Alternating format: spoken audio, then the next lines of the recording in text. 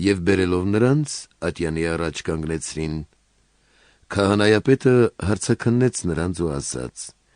«Ձեզ խստիվ չպատվիրեցինք միթե չուսուցանել այն անունով, եւ սակայն ահա հիմա Երուսաղեմը լցրիք ձեր ուսմունքով,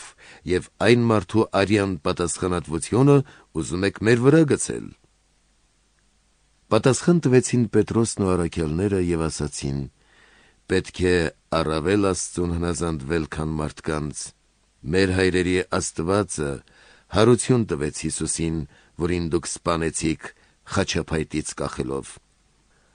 Աստված նրան բարձրացրեց իր աջ ձեռքով որպես առաջնորդ եւ փրկիչ Իսրայելին տալու համար ապաշխարություն եւ մեղքերի թողություն։ Այս բաների համար նրա վկաները մենք ենք եւ Սուրբ Հոգին, որը Աստված տվեց իրեն հնազանդվողներին»։